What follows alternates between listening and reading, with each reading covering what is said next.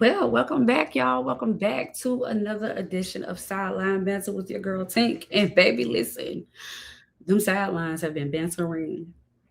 So y'all might want to get some coffee, some tea, some wine, whatever, because it's a lot going on. It's been a lot going on. And we're gonna jump right into it because you got NBA free agency that done kicked off and they going out. Mhm. You also have the WNBA with the drama between Alyssa Thomas and Caitlin Clark that has been going on. The World Cup is also on and popping, where the United States has advanced to the Sweet 16. So life is good in the sports world, huh? Despite it being, most would say this time of year is a slow season for sports, but not with the way this NBA free agency is popping off, child. So listen, let's get started. So you have first up with NBA free agency, you got LeBron James. Okay. His time is done in LA. Um, Came in 2018, won a championship for the Lakers in 2020. Has made the playoffs, made the Western Conference Finals, even won the NBA Commissioner's Cup. Okay. And overall, hasn't been bad for LA. And I know a few Laker fans, like your true Laker fans, really was not on board with LeBron coming to LA. I don't know why. I'm a true Laker fan. I wasn't against him coming. But you have people that prefer Kobe over LeBron, and for whatever reason, they preferred to have. They did not want LeBron with the Lakers. So, but anyway, he's done in LA. Okay. He did have two straight early playoff exits. And it's just a roster that really couldn't stay healthy. So, LeBron saw the writing on the wall, basically. And he's in the end of his career. Like, he could retire. He could have retired 2 years ago. I mean, come on. Kobe did 20 years and retired. LeBron has done 20, this is what, year 23, 24? That's a long time. That's a long time. And to be playing at the level that he's been playing at. But I'm sure he's wanted to go to a team that will have a championship level support and cast, cap flexibility, of course, draft capital, and basically just a clear path to be better than where he was. Um, and I got my four picks that might help my boy out in his favor or whatever. So for me though, it would probably be, of course, you got Golden State. Draymond declined his option, which opens up some space. It opens up some space for him to maybe sign with Golden State. We did love the way him and Steph looked playing in the Olympics a couple of years ago. So who knows what might happen with that. But that possibility alone definitely put Golden State at the top of that list. You also have the Cleveland Cavaliers, which is his home team, right? So, well, not home team, but like that's his home. He's from the Cleveland area, from Akron, which is outside of Cleveland. You have the last dance narrative, basically him going back to Cleveland where it all started. Okay, that's where he played there. He grew up in Ohio. He was drafted to Cleveland, and he was there for the early part of his career until he decided to take his talents to Miami, where he won his first two championships with the Miami Heat. So him going back to Cleveland is a great storyline. It does, they do have a young team that can be ready now with Mobley, with Donovan Mitchell. But the only thing that probably gives me that question mark is James Harden. Because what do you do with James Harden? If you get LeBron, what do you do with James Harden? Yeah. So there's that. So he might just want to do the final run in Cleveland. Very well may want to. Can't be mad at him about it. You also have the 76ers. Now, that might still be a little bit interesting considering the 76ers just acquired Jaylen Brown from the Celtics. Who would have thunk that, huh? Who would have thunk it? Nobody. Um, but with Embiid, you got LeBron, Tyrese Maxey, Jalen Brown. Then you got the well, was rookie VJ Edgewood. So it's a good roster, and it's a very nice supporting cast. But with them acquiring Jalen Brown, maybe they don't have that capital now. But before the Jalen Brown acquisition, you probably could, say that he would get a I don't want to say Joel Embiid is dominant because he's injured quite a bit, but when he's healthy and he plays, he's pretty tough to stop. He's very, very tough to stop. So could be an option. The other option, though, would be Miami Heat. Now, Bron is very familiar with Eric Spoelstra, and honestly, he's the coach that LeBron trusts the most, from what I heard in the sports streets. So that's who he trusts the most. The Heat culture does fit his late career mindset. And they just got Giannis. So they got Bam, Giannis, Bron. Hey. So they always find a way to make money work. Pat Riley down there be moving them numbers. You hear me?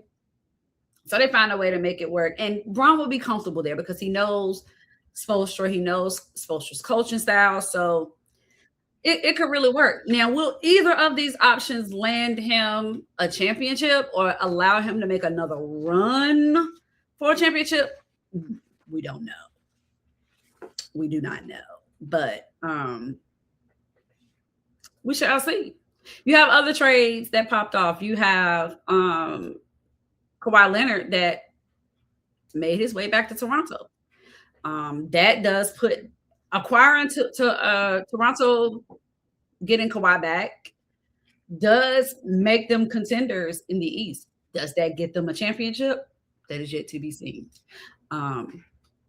You also have Tobias Harris has made his way to San Antonio. I think that is a solid pickup for them. But so Tobias did great with Detroit. He played pretty big, gave him some pretty solid minutes until towards the end of their playoff run. But it's really interesting. It's definitely interesting now that Jason Tatum, Paul George, Mitchell Robinson are the three in Boston now. So there's no Jalen Brown in Boston. So where does this leave Boston?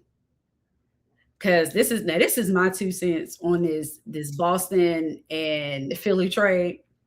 Now, I do feel like Boston gave up a lot for a little bit less.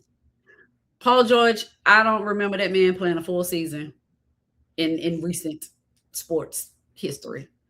I don't remember him playing a full season. He was injured, always injured.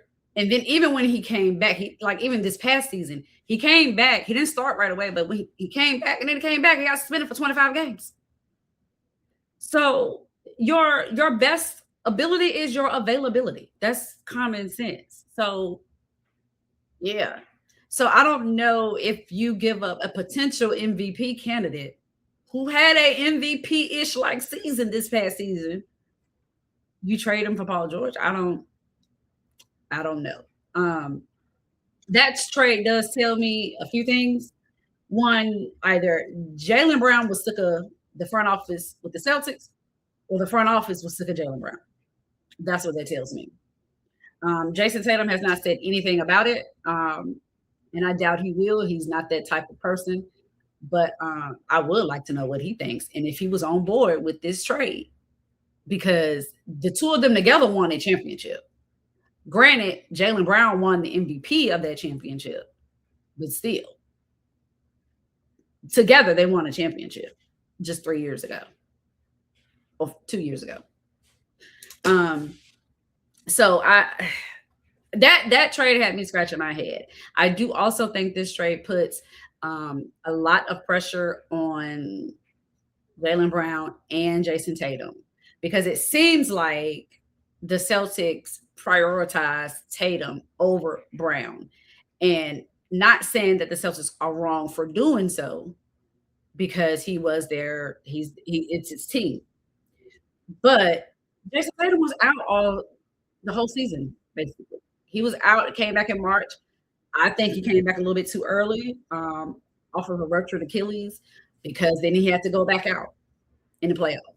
So, but the majority of the sports world did not predict the Boston Celtics to finish at the top of their conference, especially top two. Nobody had that on their bingo card. Everyone I spoke with and was giving their analysis basically said they would be maybe a fifth or a sixth seed, possibly play in at worst. At best, a fifth or sixth seed. At worst, a play in. And you still had Jaylen Brown, who won again the Finals MVP when they won the championship. So the thing that I think bothered Jaylen may have, and this is my opinion, I think maybe he felt slighted. Like, yeah, Tatum was gone, but I still carried this team. Still carried the team. We were still top two in the conference, and we went to the second round. Now, granted, you lost to Philly after being up 3-1, but still, you lost. So it just raises a bunch of questions. But I do think that this trade does put pressure on both Tatum and Brown, where for Tatum, the Celtics you gotta be up top. You gotta perform. The team has to be better than they were before Jaylen left. Like that. They gotta be. Because if either of them in this new normal of Jaylen Green being Philly and then Tatum still with Boston, and it doesn't work, and especially with Boston, then the question then becomes, or the narrative then becomes, well, who really was the number one in Boston? So it's just going to raise a lot of questions, create narratives, just give you something to talk about and think about. I wish them both the best. I think Jaylen Brown is a great player. I love them playing together. Like I said, they won together. So, interesting to see how that plays out. So, I'm going to go ahead on and slide to the WNBA. I'm pretty sure there'll be more NBA free agency news to bring about, but stay tuned for next week on that. But I'm going to go ahead on and slide to the WNBA because it's quite controversial, where Alyssa Thomas and Caitlin Clark. Hold on. Let me say this first. Let me start by saying I don't hate Alyssa Thomas. I don't hate Caitlin Clark. I don't dislike either of them. I think they're both great players, great for the league. Okay. So, but anyway, it's the play that's been heard around the world. Alyssa Thomas got tangled up with Caitlin Clark on a loose ball. CC hits the deck. The replay shows Alyssa Thomas. Her fist catches Caitlin in the throat. There was no whistle, no review, nothing, right? No foul call, nothing. The aftermath of that replay, especially when it was replayed in slow motion, looks bad. Okay? Looks bad. I'm not saying that is Alyssa's intent. I don't ever want to think that someone has that type of malice intent. Okay, so I'm going to give you the benefit of the doubt. Okay? But the league stepped in and reviewed it. And after the game, they upgraded to a flagrant 2 and hands Alyssa a 1-game suspension. Right? She said that Alyssa Thomas said that she didn't find out about it until it was put on social media or something, or maybe shortly before.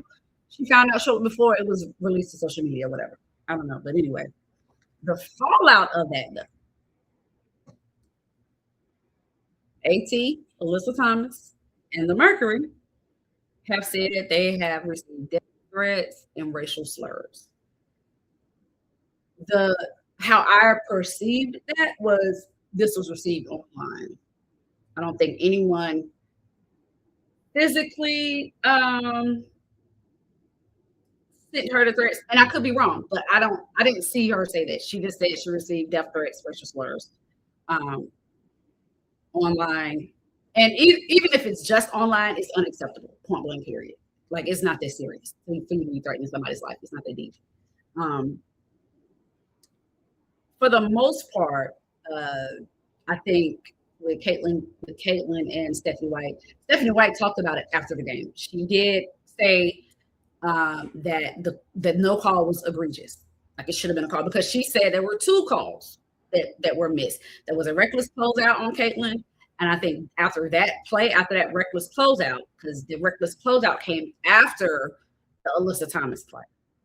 The reckless closeout is shortly after that happens when Caitlin had to leave the game for a back injury, and she ended up missing the next game. Stephanie White did say that those two missed calls were egregious, and she's not. But and the thing is, she's not the only one that's been complaining about the officiating in the W. So, but it ended up just being a big mess as far as so much racial tension and all of these crazy narratives that has started. Now, what probably blew this up, of course, is because Caitlin Clark is the biggest ratings engine the W has seen. Period. Not, and I think people try to confuse that with folks saying that she's the best player ever. Like is she a great player? Absolutely. Is she the greatest of all time? No. We haven't seen enough of her yet to even make that determination. Now, could she be one of the best shooters? Probably. But, she's making every headline.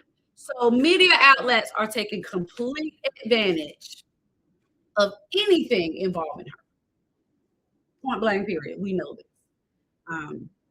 But I don't like the things that I hear about Caitlin. I don't like the things that I hear about Black women in general in the W, especially when they try to say the Black lesbian women have it out for the white straight women, as if white women are the only ones that are like, as if the white players are also not in same-sex relationships.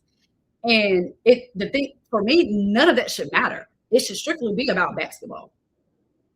What they got going on in their personal life should have absolutely nothing to do with their play on the court. So I think we need to keep those two completely separated. I don't like those narratives. Those narratives have definitely gotten way out of hand. And it's not, I don't want to say mainstream media is doing this, which is not just them per se, but these narratives are created and the mainstream media is feeding into it and making it worse, making it much, much worse. And it's ridiculous. But what I don't like is when, the things that there's certain things that I feel that CC does not get the benefit of the doubt for because people hate the fact that she gets all of this media attention. And the biggest thing for me is she's disliked because of that. And I'm just like, she didn't ask for that. It's not her fault. Like, do you know who she is as a person? You're assuming that she's a certain way because of what she is on the court. But I think Jonquil Jones said it the best. She said she believes that her fans, she said, I can't even call them necessarily fans, but she basically said that they wanted Caitlin to represent something. And when they realized that's not who she is, they didn't like it. So they was like, dang, well, we really can't do this. We really can't push this narrative that she is this white racist girl that can play basketball. And she's not. Jonquil Jones said it best. She said she's not like that. So, but I have heard people say in social media that she's entitled. And I don't understand what that means. Entitled how? And when I asked for that explanation, I was then told she's entitled. She acts entitled because she acts like she should get a foul call or get whatever goes her way. And I just said, she's entitled because she wants a foul call if she was fouled. It feels as though contact was so, like, she received enough contact to where a foul should have been called. Who does not complain about that? Every player does. Becky Hammond about took somebody's whole face off, ran to the foul line so fast because someone fouled Asia, someone fouled Jackie, and no foul was called. So it's not Cheryl Reeves has complained about the officiating in the W. Like, everyone has complained about the officiating, yet nothing has been done about it. And so I don't like it when they say she's entitled because she wants a foul call or she complains about not getting a foul call. Everyone complains about it. So try again. And then they come with, well, she shouldn't act so entitled because she ain't won nothing. Really? That's what we're doing? She hasn't won nothing in the W. One, she ain't been in the W long enough yet. Okay, but hey, this is only her third year. She went to 2 back-to-back national championship games while she was at Iowa. Both times that she went to the champion, they weren't favored to win. Because they played against South Carolina. The first time they played against South Carolina. South Carolina, that first year when they beat them in 2023, South Carolina was favored to win it all because they were undefeated. They had been undefeated for 2 seasons. That was their first loss in 2 seasons. So Iowa wasn't favored to win the Natty in 2023, nor were they favored to win it in 2024 because, again, South Carolina was favored to win it, and who won it? South Carolina. Simple. So no, she hasn't won anything. Then her rookie year, she comes in, she has a great rookie season because she's the only rookie that dropped the triple-double. So she hasn't won anything, so she should not be able to get foul calls or whatever. I don't be understanding people's logic. But then the biggest thing I think that gets me is when most say that, regarding her so-called fans or different fans that's watching, the new casual fans that's watching the W now, where they say that Caitlin does not say anything to them about using her name. Actually, she does. She has. She's done it several times. The thing is, what people don't realize is it doesn't matter what she says. People are going to do what they want to do. She has said, anybody using my name to promote racism or anything of the sort, I'm not okay with that. But what can she do? You want her to speak up every single time this comes up? She ain't got. Hey, it's in the season. We playing basketball. That girl is a basketball player. She don't got time to be focused on what people saying online. Then they're asking for Kathy, the commissioner of the WNBA, to do something about it. I just want to know what do you think the WNBA is going to do to stop people online? Now, again, if the players are physically receiving threats, like they are being physically threatened, like they go to games and they're threatened that way, that's one thing. Yes, you got to make sure your players are safe, but you can't do anything about people online behind a keyboard. Doesn't make it right. People shouldn't do it, but they're behind the keyboard. Courtney Williams said it best. She was like, you don't even know these people. You don't know them people don't know you. Block and move on. Is that easy to do? No, it hurts. It still feels like crap to hear and see those type of things, and to think that people actually feel that way and will say that about a sporting event, about a player that they don't know personally. It's terrible that they will feel this way. But you cannot continue to say that is Caitlin Clark's fault. Or you cannot dislike her simply because people that support her are racist. There are people that support Michael Jordan who are racist. There are people that support LeBron James who are racist. Like, she ain't the only athlete or celebrity that got racist fans. She's not the only one. So it's like you're disliking her for something she has no control over. That doesn't make sense to me. I also read where someone said that, of course, Caitlin has not spoken out as of yet, but Stephanie Wright did, and most have come to the defense of Alyssa Thomas and saying, hey, Death threats are unacceptable, and they're absolutely correct. They're completely unacceptable. Why are you threatening somebody's life over a daggone basketball game or a basketball play? Now, do I think Alyssa's basketball play, that between her and Caitlin was intentional? No. I also don't think she took accountability for it because immediately when she asked her about the suspension, her response was something to the effect of, "Oh, I wasn't mad about this suspension or whatever." She was like, "It's just." That's when she moved on to saying, "But we're receiving death threats and racial slurs, and I'm sick of it, and we shouldn't be." And Kathy hasn't reached out and did anything about it. You just completely just completely brushed off the fact that your fist was in somebody's throat, whether intentional or not. You could have immediately acknowledged that and just said, "I didn't realize that's what happened. And that was not my intent. I didn't try to punch her in the throat. And you can see in the replay, I didn't punch her. It's just I was trying to get my balance. I was trying to get up, whatever. And my fist happened to be in her throat." You didn't acknowledge that at all. You immediately started playing victim and saying, "But hey, we getting death threats, and we don't get nobody standing up for us." It's almost seems like we don't get nobody to defend us, but you all want to defend her. That's what it sounds like. And so then what's gonna have to happen is Caitlin is gonna have to come out, speak about the play, then speak about the racial slurs and say, "I don't agree with that. I don't think Alyssa Thomas should be getting those threats. No one should be getting those threats." She's going to then have to defend